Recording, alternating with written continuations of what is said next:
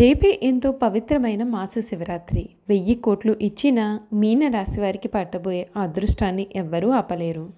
ఏకంగా 5 సంవత్సరాలు తిరుగులేదు. రేపటి నుండి మీనరాశి వారి జీవితం ఏ విధంగా మారబోతోంది? వీరి జీవితంలో ఇటువంటి మార్పులు జరగబోతున్నాయి. వీరి విద్య, ఉద్యోగ, వ్యాపార, వైవాహిక జీవితాల్లో ఏ విధంగా ఉండబోతుందో మనమైతే ఇప్పుడు క్లియర్గా తెలుసుకుందాం. అంతకన్నా ముందుగా మీలో ఎవరైనా సరే కొత్తగా మన ఛానల్ని చూస్తున్నట్లయితే తప్పకుండా వీడియోని లైక్ చేయండి. తప్పకుండా మన ఛానల్ని సబ్స్క్రైబ్ చేసుకోవడం మర్చిపోకండి. సబ్స్క్రైబ్ చేసుకోవడంతో పాటుగా పక్కనే ఉన్న బెల్ ఐకాన్లో ఆల్ని ట్యాప్ చేయండి. ఇలా చేయడం ద్వారా మేము పెట్టే ప్రతి వీడియో కూడా మీకు నోటిఫికేషన్ రూపంలో కనిపిస్తుంది. మీరు మిస్ కాకుండా మన వీడియోని చూడగలుగుతారు. ఇక వీడియోలోకి వెళ్ళిపోదాం. పూర్వభద్ర 4వ పాదం, ఉత్తర భద్ర 1, 2, 3, 4 పాదాలు మరియు రేవతి 1, 2, 3, 4 పాదాల్లో జన్మించిన వారు మీనరాశికి చెందుతారు. ఈ రాశికి అధిపతి గురువు. రాశి చక్రంలో మీనరాశి చివరి రాశి. మీనరాశి వారి వ్యక్తిగత సంపాదనకు జీవిత భాగస్వామి అదృష్టం తోడై మంచితనంతో ఆస్తులు ధనం సంపాదిస్తారు. మంచి ఆశయం కొరకు, మంచివారి సాంగత్యం కొరకు, భాగస్వామ్యం కొరకు వీరు ఎదురుచూస్తారు. ఇటువంటి ప్రయత్నాలు ఫలించి ఐకమత్యంతో మంచి ఫలితాలు సాధించే సమయంలో విభేదాలు, సత్ప్రవర్తన లేని వ్యక్తుల కారణంగా విఘాతము ఏర్పడే అవకాశాలు అయితే వీరి జీవితంలో కనిపిస్తున్నాయండి. మీనరాశి వారికి ఈ సమయంలో సంపూర్ణ మనోబలంతో విజయాలు సాధిస్తారు. చాప కింద నీరులాగా ఇబ్బంది పెట్టేవారు ఉన్నారు. కలహాలతో కాలాన్ని వృధా చేయవద్దు.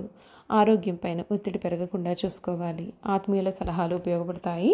గణపతిని ధ్యానించండి. ప్రయత్న సిద్ధి ఉంటుంది. కీలక విషయాల్లో మనోధైర్యంతో ముందుకు సాగితే ఉత్తమ ఫలితాలు వస్తాయి. ఆర్థికంగా కూడా ఎదుగుతారు. నూతన ఆలోచనలతో మంచి కార్యక్రమాలను కూడా ప్రారంభిస్తారు. అధికారుల వలన మేలు జరుగుతుంది. బంధుమిత్రులతో చాలా ఆనందంగా మీరు మీ యొక్క కాలాన్ని కూడా గడుపుతారు. ఉత్సాహంగా ఉంటారు. చిన్నపాటి ఇబ్బందులు ఉన్నా అవి మీ యొక్క అభివృద్ధికి ఆటంకాలు కలిగించవు. వ్యాపారంలో లాభాలు ఉన్నాయి. కుటుంబ సభ్యులతో కలిసి చేసే పనులు కూడా నెరవేరుతాయి. ఆధ్యాత్మికంగా శుభకాలం నడుస్తోంది. ప్రశాంత జీవితం కూడా మీకు ఏర్పడుతుంది. ఒత్తిళ్లు తగ్గుముఖం పడతాయి. ఇష్టదేవతారాధన శుభప్రదం. మీనరాశి వారికి ఈ సమయంలో అంటే ఫిబ్రవరి మాసంలో వీరి జీవితంలో చాలా మార్పులు అయితే రాబోతున్నాయి. రేపు ఎంతో పవిత్రమైన మాస శివరాత్రి నుండి కూడా వీరి జీవితంలో తిరుగులేని అదృష్టాన్ని పొందబోతున్నారు. అసలు మీనరాశి వారికి ఈ సమయంలో ఏకంగా 5 సంవత్సరాల పాటుగా తిరగనేదే లేదని చెప్పడంలో సందేహం అయితే కనిపించడం లేదండి. మీనరాశి వారికి కళా సాహిత్య రంగాలలో మంచి ఆసక్తి, నిపుణత కూడా ఉంటాయి. వంశపారంపర్యంగా సంక్రమించిన ఆస్తులను సామర్థ్యంగా వృద్ధి చేస్తారు. కానీ ఆస్తులు దక్కడం మాత్రం అనుమానాస్పదం. బంధువర్గము తండ్రి గారిని మోసగించి నష్టపరిచే అవకాశాలు కూడా వీరి జీవితంలో ఉన్నాయి. మీనరాశి వారికి అన్య భాషలకు సంబంధించిన విషయాలు, విదేశీ వ్యవహారాలు కలిసి వస్తాయి. ఎవరిని ఏ పనికి నియమించాలో బేరీజు వేయడంలో వీరు చాలా వరకు పొరపడతారు. ధనవంతులైన స్నేహితులు వీరిని ఆదుకుంటారు. సభ నిర్వహణ, సాంస్కృతిక కార్య నిర్వహణలో సామర్థ్యమును కూడా కలిగి ఉంటారు. మీనరాశి వారికి ప్రచార సాధనాలు, మీడియాతో జీవితంలో చాలా ముఖ్యమైన విషయాలైతే ముడిపడి ఉంటాయి. మీనరాశి వారికి ఆర్థిక ప్రయోజనాలు ఆశించిన గుర్తింపు రావడం కష్టమే. రావలసిన ప్రయోజనాలు ఏదో ఒక కారణం చేత నిలిచిపోవచ్చు. ఆర్థిక స్థిరత్వ పోరాటం కారణంగా కొన్ని ప్రయోజనాలను వీరు సాధించుకుంటారు. ముఖ్యమైన విషయాల మీద దృష్టి సారించడం, అధికమైన ఆశ లేకపోవడం వలన మానసిక ప్రశాంతత, విజయము కూడా లభిస్తాయి. ఈ రాశివారు వివాదరహితమైన జీవితం కావాలని ఎప్పుడు కూడా అనుకుంటారు. కానీ సొంత వారి వలన గొడవలు, ఇతరులతో మనస్పర్ధలు ఏర్పడవచ్చు. విజయానికి దైవానుగ్రహమే కారణమని వీరు విశ్వసిస్తారు. సువర్ణ ఆభరణాలు తనఖా పెట్టడం అనర్థమవుతుంది. భద్రత విషయంలో చాలా జాగ్రత్త వహించాలి. ఆలస్యంగా అయినా సరే అదృష్టం మిమ్మల్ని వరిస్తుంది. మీనరాశివారికి కవిత రచన అంటే చాలా ఇష్టం. ఎప్పుడూ కూడా ఏదో ఒక పని చేస్తూ ప్రశాంతమైన జీవితం లేకుండా చేసుకుంటారు. అలా లేకపోతే వీరికి ఏమీ తోచదని కూడా చెప్పవచ్చండి. ఈ రాశి వారికి విశ్రాంతి అనేది చాలా అవసరం.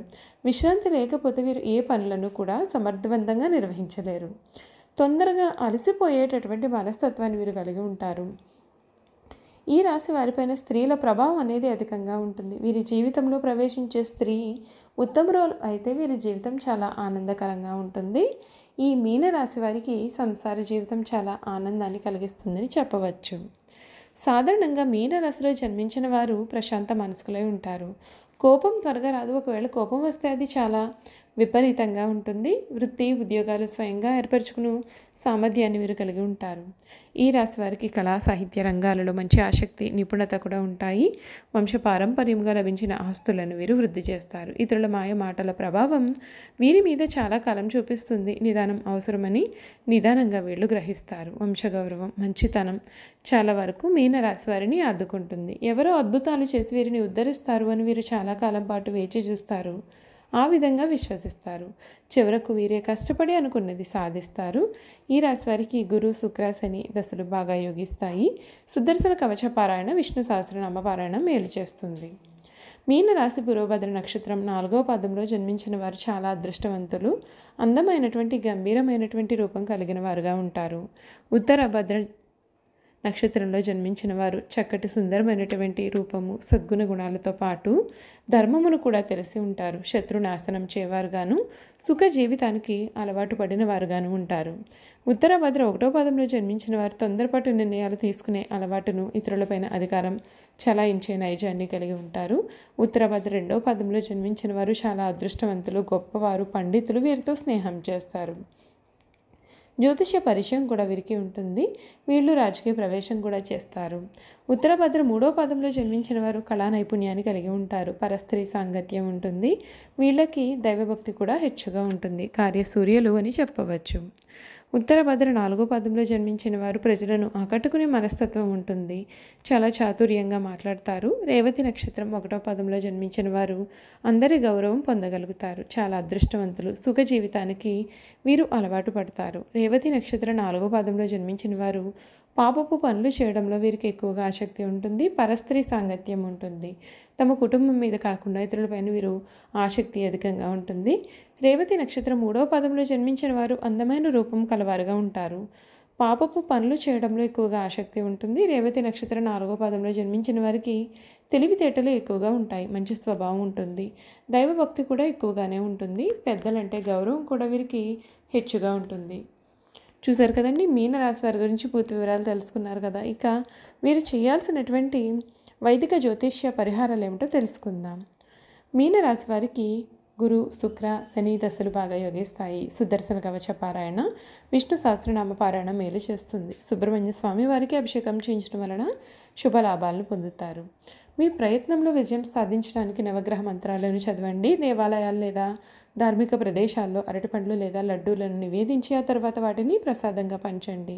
మీరు దేవాలయాలకు ఏదైనా ఇవ్వాలి అని అనుకున్నట్లయితే కనుక ఆలయాలకు కొత్త బట్టలను సమర్పించండి. దేవాలయాలకు ఎప్పుడూ ఆహార పదార్థాలను నైవేద్యంగా కానీ ప్రసాదం రూపంలో కానీ మీ చేతితో ఇవ్వకండి. చూసారు కదా, మీనరాశి వారి గురించి వారు చేయాల్సిన పరిహారాల గురించి కూడా మనం తెలుసుకున్నాం కదండి. ఈ వీడియో కనుక మీకు నచ్చినట్లయితే తప్పకుండా వీడియోని లైక్ చేయండి. తప్పకుండా మన ఛానల్ని సబ్స్క్రైబ్ చేసుకోవడం మర్చిపోకండి. సబ్స్క్రైబ్ చేసుకోవడంతో పాటుగా పక్కనే ఉన్న బెల్ ఐకాన్లో ఆల్ని ట్యాప్ చేయండి. ఇలా చేయడం ద్వారా మేము పెట్టే ప్రతి వీడియో కూడా మీకు నోటిఫికేషన్ రూపంలో కనిపిస్తుంది. మీరైతే మిస్ కాకుండా మన వీడియోని చూడగలుగుతారు. Thank you for watching.